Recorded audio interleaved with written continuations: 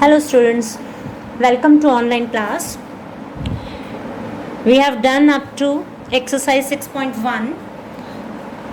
Today we are going to start exercise 6.2. At school we have already done 6.2.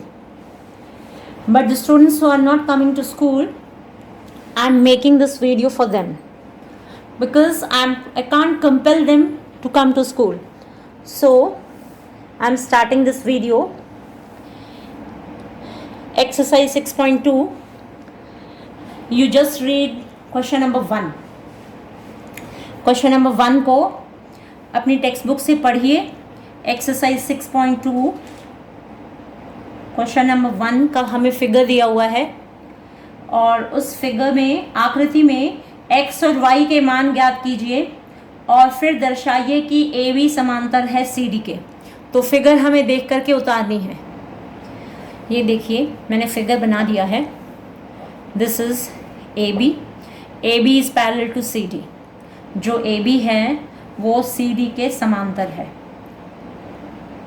ये हमें prove करना है ना, सिद्ध करना है कि AB is parallel to CD. तो इसके लिए before starting this question I would like to tell you some basic points of parallel lines. Because 6.1 में तो ये सब था नहीं, तो यहाँ मैं डिस्कस कर लेती हूँ. क्लास में मैं ऑलरेडी डिस्कस कर चुकी हूँ आज. सपोज़ ये दो हमारी पैरेलल लाइंस हैं. This is A, B, this is C and this one is D. AB and CD both are parallel. Parallel का जो निशान होता है वो ऐसे होता है, AB is parallel to CD. ठीक है, तो इस पैरेलल को पैरेलल, ठीक है, और हिंदी में हम इसे कहते हैं समांतर. ठीक है, तो जब लाइंस पैरेलल होती हैं तो उसकी क्या क्या विशेषता होती है वो देखिए. मान लो ये T है, एक ट्रांसवर्सल लाइन है जिसको हम तिर्यक रेखा कहते हैं.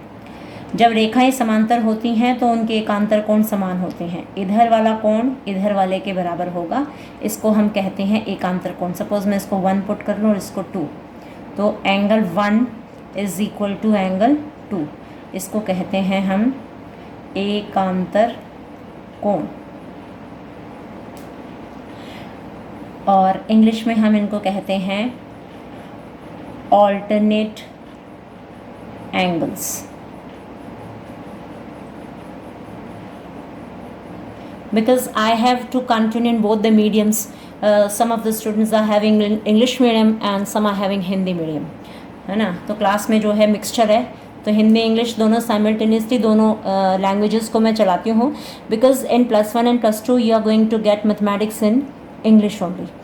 तो आपके बेस में ये सब चीज़ें क्लियर होनी चाहिए. थोड़ी बहुत जान पहचान इन शब्दों से आपकी होनी चाहिए, even if you are reading in Hindi. ठीक है, तो ये एकांतर कोण है. एकांतर कोण मतलब एक इधर का इस साइड वाला अंदर का और एक इस साइड वाला अंदर का, दोनों रेखाओं के बीच में है. ये AB एंड CD दोनों समांतर हैं.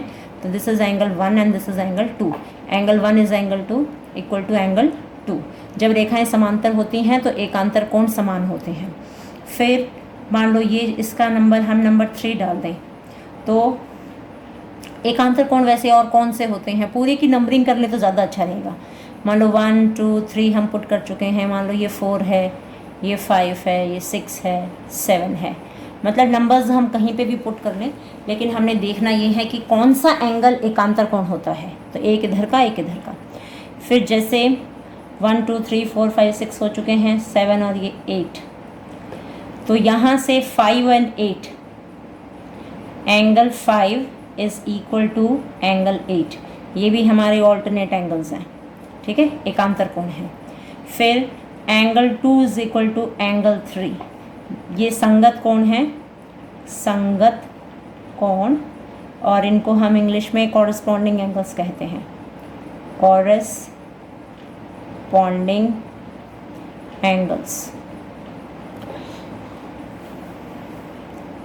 तो 2 और 3 हो गए, यानी कि लाइन के ऊपर वाला एंगल, इस लाइन के ऊपर वाला एंगल. यहाँ इस साइड देखोगे, तिर्यक रेखा के इस साइड देखोगे तो 4 and 5, angle 4 is equal to angle 5, ये भी हमारे संगत कोण हैं। इंग्लिश में हम इनको कॉरस्पॉन्डिंग एंगल्स कहते हैं और हिंदी में हम इनको संगत कोण कहते हैं। ठीक है। और समांतर रेखाओं की एक विशेषता और भी है कि एक ही ओर के अंतः कोण समपूरक होते हैं। एंगल 2 प्लस एंगल 8, ये ना एक ही और है, देखो इस ट्रांसवर्सल लाइन के इसी और 8 + 2, 8 + 2 angle 8 plus angle 2 is it should be equal to 180। Same is the case angle 1 plus angle 5 is equal to 180, ये इस साइड वाले, ठीक है, इधर वाले एक ही ओर के अंतः कोण। तो हम कह सकते हैं एक ही ओर के अंतः कोण समपूरक होते हैं। ठीक है, एक ही ओर के अंतः कोण समपूरक होते हैं। तो interior angles of one side of parallel lines are supplementary. ठीक है, ये भी हम लिख देंगे। तो उसमें क्या क्या आया, एक तो जब रेखाएं समांतर होती हैं तो नंबर 1 इज़ एकांतर कोण समान होते हैं, नंबर 2 इज़ संगत कोण समान होते हैं, एंड नंबर 3 इज़ एक ही ओर के अंतः कोण समपूरक होते हैं। ठीक है, सम ऑफ, ये जो है इन दोनों का sum of internal angles is, या इंटीरियर एंगल्स कहेंगे ना, sum of interior angles of the lines are 180 degree, या सम इज सप्लीमेंट्री कह सकते हैं, उसका दिया supplementary. Okay, now let's start question number 1। Question number 1 ही हम कर रहे थे, हमें प्रूव करना है कि A B is parallel to C D. A B C D के समांतर है, हम तब सिद्ध कर पाएंगे जब या तो एकांतर कोण बराबर आ जाए, या संगत कोण बराबर आ जाएं, और या फिर एक ही ओर के अंतः कोण समपूरक आ जाएं। इनमें से कोई भी स्थिति यदि आ जाती है तो हम कहते हैं कि रेखाएं समांतर हैं। और एक पॉइंट और आप कर चुके हो 6.1 में, मैं आपको समझा चुकी हूँ ये, जब दो लाइंस इंटरसेक्ट करती हैं, when two lines intersect each other then vertically opposite angles are equal to each other। शीर्षाई मुख कोण जो हैं वो समान होते हैं, जितनी मेजरमेंट इसकी होगी उतनी ही मेजरमेंट इसकी होगी, जितनी मेजरमेंट इस वाले एंगल की होगी उतनी ही इसकी होगी। ठीक है, जब दो रेखाएं जब प्रतिच्छेद करते हैं तो शीर्षाभिमुख कोण समान होते हैं। हिंदी में हम इनको शीर्षाभिमुख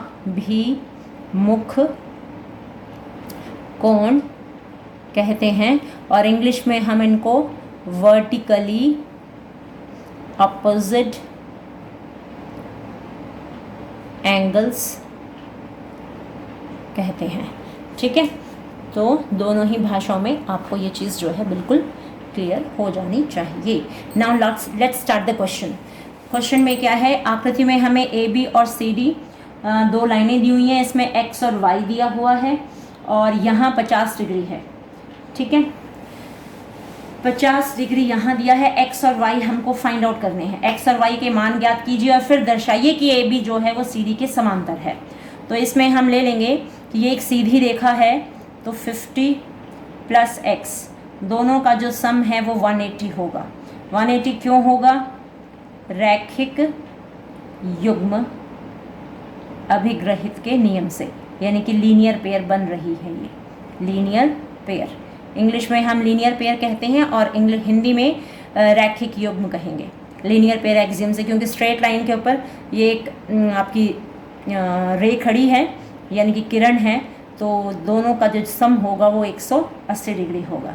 तो यहाँ से x की वैल्यू आ जाएगी, x is equal to 180 minus 50 degree, तो 180 में से 50 आप माइनस करेंगे तो 130 डिग्री आ गया है। और जो ये y है ये भी 130 के बराबर ही होगा। 130 के बराबर क्यों होगा, इसका रीज़न है शीर्षाभिमुख कोण। ठीक है, शीर्षाभिमुख कोण या vertically opposite angles, vertically opposite angles. ठीक है, तो दोनों ही जो हिंदी मीडियम वाले हैं उनको इंग्लिश में लिखने की ज़रूरत नहीं है, बस उनको पता होना चाहिए। जैसे कोमल है, लक्ष्मी है, नेहा है, ये कई लड़कियां हैं जिनके पास इंग्लिश मीडियम है, तो वो इंग्लिश में लिख लेंगे, हिंदी को छोड़ देंगे। नाउ x इज़ इक्वल, अब हमने पाया कि x और y जो हैं वो इक्वल हैं ना। यहाँ x की वैल्यू आई है, दिस इज़ नंबर 1, और यहाँ नंबर 2 है। तो फ्रॉम 1 and 2, 1 तथा 2 से, इंग्लिश वाले लिखेंगे from 1 and 2। What do we have, x is equal to y, x और y जो हैं इक्वल हैं और दोनों ही 130 डिग्री के बराबर हैं। तो इससे क्या हुआ, x एक इधर वाला कोण है, एक इधर वाला कोण है, ये तो एकांतर कोण है। तो हम लिखेंगे किंतु ये तो एकांतर कोण हैं। इंग्लिश वाले लिखेंगे but these are alternate angles, hence the lines AB and CD are parallel to each other. This implies AB is parallel to CD। सीधा ही लिख दिया, भाषा में लिखने की ज़रूरत नहीं है। इंग्लिश वाले लिख देंगे but these are alternate angles, this implies A B is parallel to C D. जब एकांतर कोण समान होते हैं तब रेखाएं समांतर होती हैं। Now we shall start question number 2। Question number 2 को आप अपनी बुक से अच्छे से पढ़ लीजिए। उसमें हमें दिया हुआ है, फिगर दिया हुआ है, दिस इज आकृति है आपकी, इसका नाम A and B, C D E F. तो ए बी, सी डी और ई एफ तीनों लाइंस जो हैं ये पैरेलल हैं। इसमें क्या है कि जो ये ए बी है ये सी डी के पैरेलल है, A B is parallel to C D is parallel to E F, तो this implies A B is also parallel to E F. जब दो रेखाएं किसी एक रेखा के समांतर हों तो तीनों ही एक दूसरे के समांतर होती हैं। ठीक है, क्योंकि सी डी के समांतर ए बी भी हो गई है और ई एफ भी हो गई है, तो इसका तात्पर्य ये है कि ए बी और ई एफ दोनों ही एक दूसरे के समांतर हैं। तो ये समांतर हैं। तो देखिए अब हमें इस क्वेश्चन में करना क्या है, हमें दिया हुआ है y/z इज़ 3:7। x का मान हमें ज्ञात करना है। हमें y/z की जो रेशो है वो 3:7 दिया हुआ है और हमें x की वैल्यू फाइंड आउट करनी है। तो for this what we have to do is, हम इसमें लिखेंगे कि जो x प्लस y है दोनों का सम जो होगा वो 180 होगा, क्योंकि A B is parallel to C D. तो हम यहाँ कर सकते हैं, लिख लें यहाँ पे, क्योंकि ए बी पैरेलल है सी डी के, therefore x plus y is equal to 180 degree. कहीं यूज़ करना पड़ा तो हम इसको कर लेंगे, क्योंकि जब समांतर रेखा को एक तिर्यक रेखा प्रतिच्छेद करती है तो एक ही और के अंतःकोण समपूरक होते हैं। ये हम रीज़न लिख सकते हैं। फिर जो ए बी है वो ई एफ के भी पैरेलल है, तो जो x और z हैं वो भी एक दूसरे के बराबर होंगे। यहाँ हम देखें ये ऊपर वाला एंगल और यहाँ इधर वाला angle, x is equal to z। x is equal to z क्यों आएगा? बिकॉज कारण लिख दो, क्योंकि A B is parallel to E F also, क्योंकि हमने ये कंक्लूजन निकाल लिया था यहाँ पे, जब दो रेखाएं किसी एक ही के समांतर हैं तो वो दोनों भी आपस में समांतर होंगी। तो ए बी और ई एफ भी पैरेलल हैं, तो वहाँ से कंक्लूजन हुआ कि x is equal to z। x और z जो हैं वो हमारे ऑल्टरनेट एंगल्स हैं। तो ये हमने लिख के छोड़ दिया। अब हम यहाँ पे क्या करेंगे, इसको एज्यूम कर लेंगे, जो y और z है ये हमें दिया हुआ है, माना y is equal to 3k ले लें हम, और z is equal to 7k ले लें। ठीक है, अब हम लिख सकते हैं यहाँ पे x प्लस वाई है, लेकिन जो x है वो z के बराबर है, तो हम यहाँ लेंगे 1 से ये वैल्यू ले लेंगे x plus y is equal to 180, यहाँ लिखेंगे फ्रॉम 1 से। अब यहाँ पे 2, इसको 2 ले सकते हैं, x के स्थान पे z रखो, z plus y is equal to 180, यहाँ लिखेंगे फ्रॉम 2, ये पुट कर दी हमने, x के स्थान पे z को पुट कर दिया है। अब जो z की वैल्यू है वो 7k है, और जो y की वैल्यू है वो 3k है, विच इज़ इक्वल टू 180। 7 और 3 दोनों को ऐड कर दो, 7 प्लस 3 हो गया 10k is equal to 180, k is equal to 180 upon 10 and k is equal to 18। ठीक है, 18 डिग्री हो जाएगा ये। अब इन सारी वैल्यूज़ को हम पुट करेंगे, कहाँ पुट करेंगे?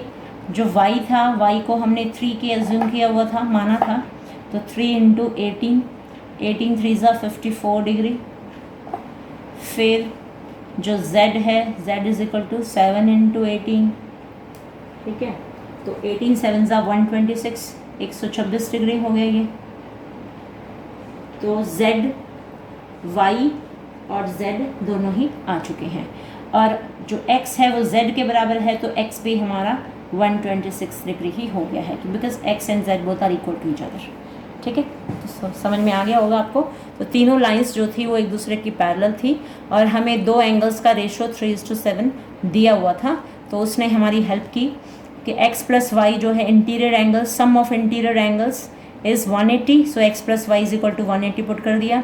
फिर जो x और z हैं वो एक दूसरे के बराबर होंगे, because A B is parallel to E F, alternate angles होंगे ये। x और z जो हैं ये एकांतर कोण हैं। फिर हमने मान लिया कि y जो है वो 3k के बराबर है, z 7k के बराबर है। फिर x plus y equal to 180 है, x के स्थान पे z रखा, z plus y is equal to 180। फिर x और z और y की वैल्यूज़ पुट कर दी, 7k और 3k जो हमने मानी थी, क्योंकि रेशियो में था, रेशियो हमने खत्म कर दिया, और फिर k की वैल्यू आ गई, k की वैल्यू पुट करते ही x y z की वैल्यूज़ आ गई हैं। Now we shall start question number 3। ये तो बेसिक्स आपको बताए थे मैंने बीच में। ठीक है, now question number 3। Question number 3 is, इसमें हमें आकृति दी हुई है, तो let me draw this figure. ये देखो सारी वैल्यूज़ मैंने उतार दी हैं। A B is parallel to C D, जो ई एफ है ये लंब है, देखो E F is perpendicular to C D, इसको हिंदी में हम लंब कहते हैं। ये जो उल्टा टी लिखा हुआ है ना, इसको हिंदी में लंब कहा जाता है, और इंग्लिश में परपेंडिकुलर, परपेंडिकुलर, CULAR। ठीक है, समझ लेना इसको, बिकॉज प्रॉपर प्लेस नहीं है इसको लिखने की। तो ये उल्टा टी है हमारा, है ना, सीधा टी ऐसा होता है, तो उल्टा टी कर दिया तो इसको लंब पढ़ते हैं हम। तो EF परपेंडिकुलर टू CD हमें गिवन है, और अगर परपेंडिकुलर है तो दिस इम्प्लाइज FED की जो मेजरमेंट है वो 90 डिग्री हो जाएगी। और हमें दिया हुआ है एंगल GED इज़ 126, ये हमें 126 दिया हुआ है। ठीक है, अगर ये पूरा 126 है, इसमें से 90 घटा देंगे तो इस वाले एंगल का हमें पता चल जाएगा। तो इसमें हमें इस क्वेश्चन में, क्वेश्चन नंबर 3 को आप अच्छे से पढ़ लीजिए, काफ़ी सारी चीज़ें पूछी हुई हैं। इसमें पूछा हुआ है AGE फाइंड आउट करिए। ये देखो एंगल AGE, एक तो हमें ये ढूंढना है, दूसरा एंगल GEF, देख लो कौन सा है, GEF। तो GEF तो जैसे ही 126 में से आप 90 घटाओगे वैसे ही आ जाएगा। यही निकाल दूँ क्या? यही निकाल देती हूँ। ठीक है, 126 में से 90 डिग्री आप जैसे ही माइनस करेंगे तो ये आ जाएगा, घटाइए इसको, 36 डिग्री आ गया। ठीक है, तो GEF का तो हिसाब गया हो। और तीसरी चीज़ हमें क्या, GEF के बाद FGE, एंगल FGE कौन सा, देखो FGE, यानी कि ये वाला एंगल फाइंड आउट करना है। AGE, तो ये भी फाइंड आउट करना है। तो देखो बिल्कुल इजी है ये निकालना। तो AB पैरेलल टू CD है और ये जो AE है ये हमारी तिर्यक रेखा हो जाएगी। तो एकांतर कोण यहाँ का 126 दिया हुआ है ये वाला, तो ये भी 126 हो गया। ठीक है, तो इसमें हम डायरेक्ट लिख देंगे। हम यहाँ लिख लेते हैं पहले AB is parallel to CD and और GE एक तिर्यक रेखा है, एक तिर्यक रेखा है। इंग्लिश मीडियम के बच्चे अपने आप से लिख लो, AB is parallel to CD and, और की जगह एंड लिखेंगे, GE is a transversal line. GE एक तिर्यक रेखा है, तिर्यक को हम ट्रांसवर्सल कहते हैं। तो ये आप लिख लीजिएगा। तो तिर्यक रेखा है तो इसमें क्या होगा, जो एंगल होंगे ऑल्टरनेट एंगल्स वो इक्वल हो जाएंगे। AGE is equal to angle GED, कारण लिखेंगे एकांतर कोण, एकांतर कोण यानी कि ऑल्टरनेट एंगल्स, ऑल्टरनेट एंगल्स। ठीक है, तो इसमें अब जो GED था, देखो मैंने लिखा हुआ यहाँ पे, ये ऑलरेडी गिवन है, दिस इज गिवन, हमने अपनी तरफ से कोई एफर्ट्स नहीं करे, ये हमें दिया हुआ है। तो GED की वैल्यू यहाँ रख दो, angle AGE is equal to GED की जगह पुट करो 126 डिग्री। ठीक है, इसका हिसाब हो गया, AGE की वैल्यू हमने फाइंड कर दी है। नाउ जो GEF था वो हमने पहले ही निकाल दिया था। कैसे निकाला था GEF को, GEF ये था, पूरा 126 था, ये 126 में से इतना सा हिस्सा जो था वो 90 डिग्री का था। तो 126 में से इस 90 को घटाते ही GEF हमारा आ गया था 36 डिग्री। ठीक है, अब क्या रह गया है, सिर्फ ये वाला फाइंड आउट करना रह गया है। तो देखो G पर ये एक स्ट्रेट लाइन है, AB एक स्ट्रेट लाइन है, G एक पॉइंट है, GE हमारा किरण का काम करेगी। तो ये वाला पोर्शन और ये वाला पोर्शन दोनों को जोड़ के 180 आएगा।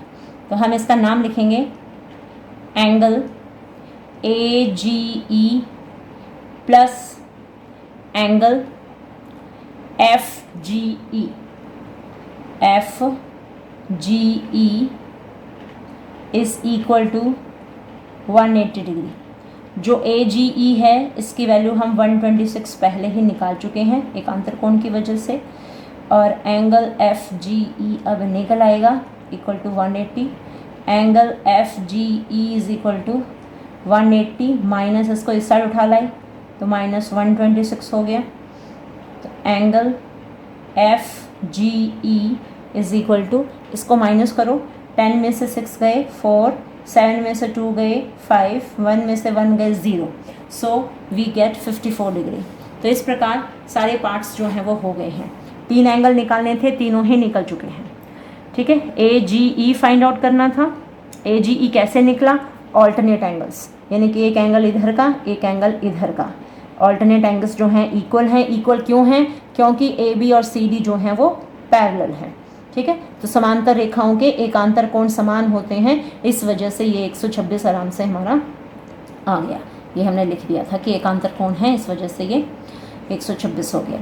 फिर जब हमें ये पता चल चुका है तो ये एक सीधी रेखा है, तो इसका योग 180 आएगा। ये 126 है तो 126 में को हमने 180 में से घटा दिया, अंदर वाले कोण का पता चल गया। फिर ये 126 था, ये 90 था, 126 में से 90 को घटाया तो ये अंदर वाला पता चल गया था। ठीक है, तो 3 कोण पूछे थे, ये पूछा था, ये पूछा था और ये पूछा था, तीनों ही हमने बता दिए हैं। तो बहुत ही सिंपल क्वेश्चंस हैं बेटा, आपको थोड़ा सा ध्यान देना है ना, थोड़ा सा ध्यान से ईमानदारी से आप करेंगे समझने की कोशिश तो आपको अवश्य ही समझ में आएगा। Now we are going to start question number 4। Question number 4 की जो आकृति है वो हम उतारेंगे। इसमें आकृति में यदि PQ समांतर है ST, angle PQR is equal to 110 and angle RST is equal to 130, तो एंगल QRS हमें फाइंड आउट करना है। तो इसमें क्या है, हमें थोड़ी सी कंस्ट्रक्शन भी करनी पड़ेगी। हमें दिया हुआ है कि PQ is parallel to ST, जो PQ रेखा है वो ST के समांतर है, और हमें दिया हुआ है कि जो एंगल पी क्यू आर है वो 110 डिग्री के बराबर है। एंगल आर एस टी जो है वो 130 डिग्री के बराबर है। तो हमें फाइंड आउट करना है एंगल क्यू आर एस, ये हमें फाइंड आउट करना है। ठीक है, तो इस एंगल को फाइंड आउट करने के लिए हमें पूरे एफर्ट्स करने हैं। तो उसके लिए हमें कंस्ट्रक्शन करनी होगी और हम पहले फिगर ड्रॉ कर। अब देखिए मैंने ये कर लिया है, इस बुक से देख के फिगर का ड्रॉ किया। ये पी क्यू लाइन खींची, ये एस टी लाइन खींची है। पी क्यू जो है एस टी के समांतर है, देखो दिया हुआ बुक के अंदर पी क्यू समांतर है एस टी के। और जो एंगल है P Q R, angle P Q R ये 110 डिग्री है। पी क्यू आर ये रहा 110, आर एस टी 130 है, आर एस टी ये 130 डिग्री दिया हुआ है। हमें फाइंड आउट करना है क्यू आर एस, तो क्यू आर एस यानी कि बीच वाला एंगल है ना, ये हमें फाइंड आउट करना है। क्यू आर एस, क्यू से स्टार्ट हुए, आर पे आए, फिर एस पे गए। तो उसके लिए हमें एक रचना करनी पड़ेगी। आर से एक लाइन खींचनी पड़ेगी, आर एन, जो कि इस एस टी के समांतर होगी। तो हम यहाँ लिख देंगे बिंदु आर से होकर एस टी के समांतर एक रेखा आर एन खींचे। खींचे या खींचे लिख लिए या खींचिए लिख लीजिए। ठीक है, तो इंग्लिश मीडियम वाले लिखेंगे from point R draw one line which is parallel to S T. ठीक है, R N is a line parallel to S T and which passes through the point R. तो अब इसमें क्या होगा कि जो एस टी है it is parallel to R N, ऐसा खींचने से एस टी आर एन के समांतर होगी। तो this implies angle R S T plus angle S R N is equal to 180 degree. इनकी वैल्यूज पुट करो। जो आर एस टी है वो हमें दिया हुआ है 130 डिग्री, ये देखो आर एस टी 130 डिग्री है, plus angle S R N हम फाइंड आउट कर लेंगे।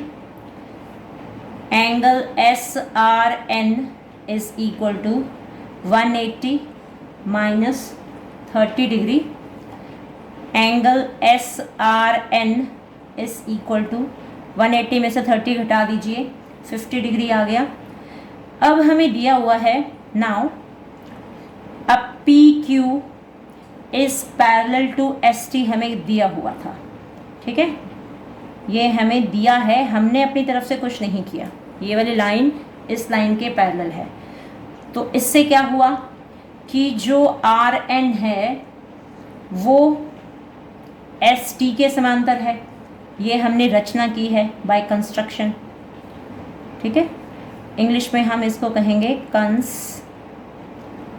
एस लगाएंगे, construction, by construction, CONSTRUCTION, by construction. तो देयरफॉर जो PQ है वो ST के समांतर है, RN है वो ST के समांतर है। तो इसका अर्थ क्या हुआ, यहाँ से हम कंक्लूजन निकालेंगे कि जो PQ है therefore PQ is parallel to RN। जो PQ है वो भी RN के समांतर होगी, क्योंकि PQ ST के समांतर थी और जो ST थी वो RN के समांतर हमने रचना कर ली थी। तो उससे ये कंक्लूजन हुआ कि जो PQ है वो RN के भी समांतर है, क्योंकि दो रेखाएं एक ही रेखा के समांतर हों तो वो परस्पर समांतर होती हैं। अब जो हमारी QR है ये तिर्यक रेखा का काम करेगी। ठीक है, PQ समांतर है PN के, और जो आपकी QR है, QR एक तिर्यक रेखा है। ये बात आपको लिखनी होगी, तिर्यक रेखा है, therefore angle QRN is equal to angle PQR। कारण क्या होगा इसका? एकांतर कोण, यानी कि ऑल्टरनेट एंगल्स। एकांतर कोण, ऑल्टरनेट एंगल्स इसका रीजन हो गया। सो दिस इम्प्लाइज जो हमारा एंगल है QRN is equal to PQR की वैल्यू कितनी थी? 110 डिग्री दी हुई थी। ठीक है, ये 110 है तो QRN भी हमारा हो गया 110। तो अब हम लिखेंगे दोनों का जो सम है, क्योंकि ये पूरा 110 आ चुका है और यहाँ वाला 50 हम फाइंड आउट कर चुके हैं। ठीक है, तो यहाँ हम लिखेंगे QRN तो हो ही चुका है, this implies and angle QRS plus angle SRN is equal to 110 degree. देखो ध्यान से, QRS, एस को थोड़ा मोटा सा लिख दूँ क्या? ऐसे QRS प्लस SRN दोनों मिला के कितने होंगे? 110 डिग्री के होंगे। क्यों होंगे 110 डिग्री के? एकांतर कोण की वजह से ना। ठीक है, क्योंकि QRN को हम लिख चुके हैं, QRN इज 110। QRN के हमने टुकड़े कर दिए हैं, QRN 110 आ चुका है। इस QRN, देखो QRN के हमने टुकड़े करे, ये वाला और ये वाला। तो QRN की जगह लिखा QRS plus angle SRN equal to 110 हमारा चल ही रहा है। अच्छा, फिर ये हम 50 ऑलरेडी फाइंड आउट कर चुके हैं, ये रहा SRN की वैल्यू जो है, SRN पुट कर दो 50। QRS प्लस 50 इज equal to 110, angle QRS is equal to 110 minus 50, angle QRS is equal to 60 degree. ठीक है, तो इस प्रकार हमारे जो हैं सारी वैल्यूज़ हमने फाइंड आउट कर दी हैं। सारी वैल्यू क्या, मेन तो QRS ही फाइंड आउट करना था। ये 50 तो हमें फाइंड आउट करने के लिए किसी ने कहा ही नहीं था, है ना, क्योंकि ST और RN हमने एकांतर कोण बना लिए थे। क्या नाम है इसका, समांतर रेखाएं खींची थी ST और RN, तो अंतः कोण संपूरक हो गए थे। 180 में से 130 को घटाया तो उसका 50 का पता चल गया था। ये 110 था तो ये पूरा एंगल भी 110 हो गया था। 110 में से इस 50 को घटा दिया, इसका पता चल गया कि ये 60 डिग्री का है। तो इस प्रकार ये क्वेश्चन हो गया complete. Now we come to question number 5। तो उसका हमें फिगर ड्रॉ करना पड़ेगा, तो पहले हम फिगर ड्रॉ कर लेते हैं। वैसे ये 32 मिनट्स की वीडियो जो है ये बन चुकी हैं। क्वेश्चन नंबर 5 को मैं नेक्स्ट वीडियो में बनाती हूँ। ठीक है, तो आप इसको अच्छे से समझिए और क्वेश्चन नंबर 4 तक अच्छे से प्रैक्टिस कीजिए। नेक्स्ट वीडियो में आप क्वेश्चन नंबर 5 और क्वेश्चन नंबर 6 को देखिएगा। तो आप अच्छे से इसको प्रैक्टिस कीजिए। All the best.